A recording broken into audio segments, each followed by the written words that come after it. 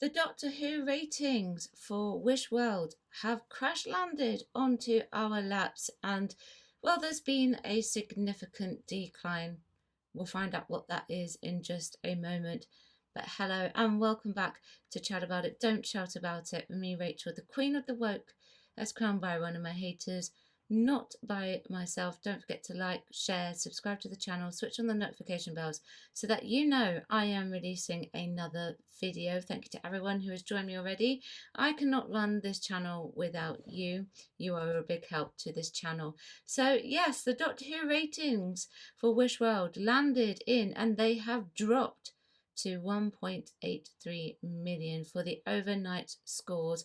Last week's the Interstellar Song Contest got the 2.57 million in the overnight ratings, which was a ratings boost that was boosted by the football and the Eurovision Song Contest. So it's very clear now what the average rating, I guess you could say, is going to be for Doctor Who.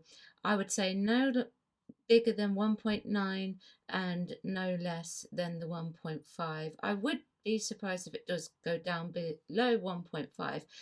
But I don't think that it will, seeing as we are gearing up to the big finale of Omega and the Rani. So we will see what will truly happen from next week. We've not yet had the consolidated ratings for the Interstellar Song Contest either. So just so you know, we are still waiting on those. However, I forgot to post this last week in last week's video, and I can't remember the reason why I didn't. Maybe it just hadn't appeared. This is the consolidation for the story and the engine. I did make a post on my posts page about this. This comes from the Barb. This is their consolidation figures that they have reviewed, and it's across ITV, BBC, Channel 4, whatever. And it didn't make the top 10. It got 35th place with 2.7 million. That is very, very low. And whilst I do think that Doctor Who is a time of year thing, I would say that this is not great for even this time of year. And the shows that are cheaper to make, in my honest opinion, are the ones that are coming in at a much higher rating. Now, I would say I don't know what we're going to get yet for the Interstellar Song Contest. We will see a higher viewing figure for sure, but it's going to be, I would say, artificial at this rate because of it being sandwiched between event TV. I also went on to Flix Patrol to see if it was charting on Flix Patrol, and it's still not there. So Flix Patrol measures the scoring for streaming services, particularly in America and other countries, and this is what they got for Disney Plus on the 24th of May and the 25th of May. Lots of old shows. Bluey is still mainstaying its keep, I guess you could say, here on this score, but no Doctor Who as of yet. And I even went and checked the top 10 for the 25th of May for Disney Plus on Flix Patrol. Doctor Who is not there. Understandably, it's mostly at the moment Lilo and Stitch, and that's because of the Lilo and Stitch movie. I decided not to take a look at the Nielsen charts for this week. I just decided not to because I was more interested in going back to Rotten Tomatoes to see what the current ratings were for Doctor Who. So we've got 96% fresh, certified fresh on the tomato meter for the critics. Yes, so we have a score.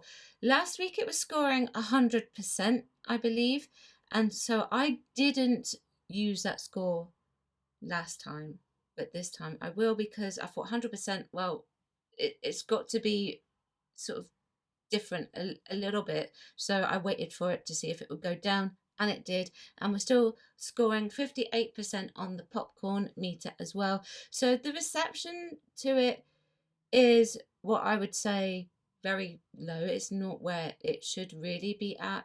Disney Plus will want it to be higher. BBC really ideally would also like it to be higher, but it's not showing its keep at the moment. So it's very questionable as to what's going to happen in the future. This is why everything is currently in debate, I guess you could say, and a very hot topic. I thought we would also take a look at some of the reviews that we have here on Rotten Tomatoes. This is not the Doctor Who and never will be. It is bleeping, writing, acting, and so forth.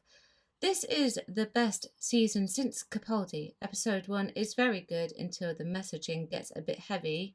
Okay, interesting. So you need to rate it 4. Okay. Episode 2 is very fun. Episode 3 is an incredible sequel to Midnight. I disagree with that, but okay.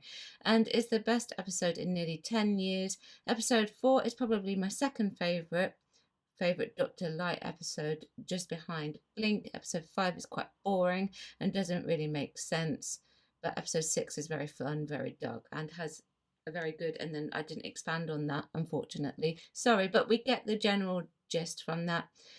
This person also says, what a massive writing improvement over the season of hot liquid garbage of the previous one. And I would say that I agree with that, but the ratings are not reflecting that opinion. It's definitely reflecting I'm going to switch off my TV set or switch over to Britain's Got Talent opinion, much like what my dad did yesterday, and I've not ever seen him do that when it comes to watching Doctor Who, other than Jodie Whittaker versus Britain's Got Talent. He doesn't even like Britain's Got Talent, so I'm surprised that he put it on. Unwatchable. Writers can't get past inserting their own personal agendas into the storylines over anything entertainment. 100% entertainment first over the messaging, and the ratings are reflecting that. The ratings are reflecting the drop-off in interest of people's opinions of the show. People believe that it's just become pushy. And I always say, the problem is, it's how you do it. Not what you put in, it's how you do it. And they're not doing it the right way. Classic Who did it the right way. It had its messaging in it, you could say, but it told the story and prioritised the story over what needed to be put forward in a message. And that is how Doctor Who works when it's at its best. Brilliant episodes so far. After season 1's disappointing finale, I wasn't expecting anything great from this season. However, season 2 has surpassed my expectations, with Lux being the best of the lot. Sorry to be negative. I really want to like it, but the mix of supernatural with science fiction doesn't work for me. Pick a lane. I love the cast. I love all the actors giving 100% for our beloved Doctor, but the writers are doing the same thing again, what they did to Peter Capaldi. There was a reason David Tennant only came if Stephen Moffat was in the picture, and I understand why now. The story and the engine fell flat, in my humble opinion, in terms of Doctor Who writing. Can we please get better writers? Yeah, I would agree. Get better writers. Although I would say with, I don't think his writing's terrible. I don't think that at all. I just think it was the wrong idea asking for that type of play being adapted into that type of story, and that's on RTD. That's not on necessarily on Mr. Adams himself. And this person says, I really enjoy season 2. Great stories, new ideas. The Doctor is back. Okay, so I gave you a mixed bag of opinions there, and I like to try and do that if I can. I also asked you lot, my subscribers, and this is what you said. A very boring, dull mess of exposition. Yes, there was a lot of exposition in Wishworld. Virtue signalling and identity politics. This person says, Archie Panjabi was the only good part despite the boring, preachy and messy material that she had to work with. She wasn't trying to be Kate O'Mara, and I wasn't expecting her to be. I agree, she wasn't trying to be Kate, but it's very clear that she has watched Kate. She's taken from Kate and added her own thing to it. That's fine. All for her doing that. She did camp it up sometimes, but overall she was okay. It wasn't over the top though, so she managed to keep it restrained. The rest of the story was garbage, just politics left, right, and centre, an unnecessary rogue cameo. Yeah, I agree. Because John Barrowman is still cancelled, and Conrad still being a douchebag while flagging around a book with a cover so inspired by Harry Potter as a dig at J.K. Rowling, which just goes to show how petty RTD is. I mean, whoa. Yes, now I would say it was integrated into the plot. It wasn't necessarily made a big deal of. It was more of a who would notice this book was J.K. Rowling's Harry Potter and the Philosopher's Stone book cover. Who would notice that? So I guess he was trying to make it slightly over our heads, but it was pretty much obvious and we got out straight away. Dull, slow, and not what you would expect for a first part of a finale. That's true, actually. I would have expected a lot more. Quite a meh episode. The reveal at the end was, oh, how is that going to work and how are they going to butcher the character? Also, Omega has never been lost. He exactly where the Fifth Doctor last left him in the antimatter realm. And that's a good point. How would they overcome that? Because at the end of Arc and Infinity, he's gone, you know?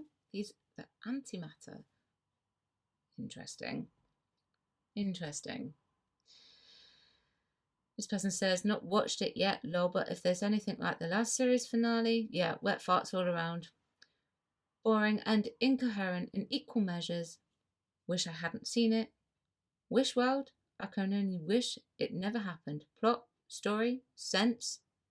You see, if it cut out the bit that was in the middle, or at least made that more dramatic, then you would have had the plot there.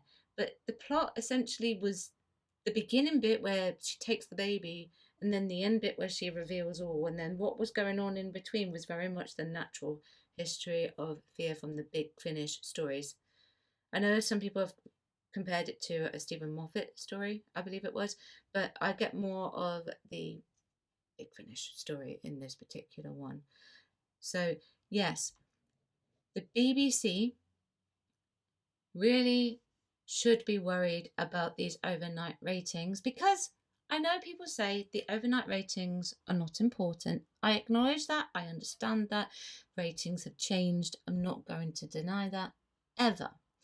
But this score is very much a danger zone because this shows you who really is interested in watching the show at this time of year. If it was a different time of year, I would say this would be higher. But, you know, come on, you can't ignore this. You can't ignore what's going on with this score. I would say that the consolidation is going to go for an additional perhaps 1.3 to 1.5 million. So we'll see where that goes. I will put a poll out, but I would be really worried about these ratings at this rate. And this is where you need to overhaul and have a look at the structure and have a look at where you're placing it at the time of the year. Why this time of the year specifically? What is it? Unless you're trying to off the show into eternity, what is it about this time of year that has made you want to try putting out this content, these stories at this time of year?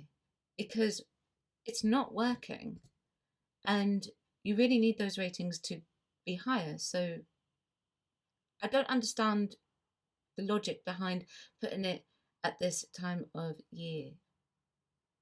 It doesn't make any sense to me. And I know I've criticised Radio Times for banging on about the weather, but you know what? Doctor Who is better in the autumn and the winter when it's darker and therefore it makes it a lot scarier. But yes, they would want to see these ratings go up, because otherwise they're going to have a lot of problems on their hands with their biggest money spinner. Let me know what you think. Chat about it. Don't shout about it. Like, share, subscribe to the channel, switch on the notification bells so that you know I am releasing another video. I forgot to say at the start, please do keep it friendly in the chat. Thank you very much for watching. I will see you tomorrow. Bye bye.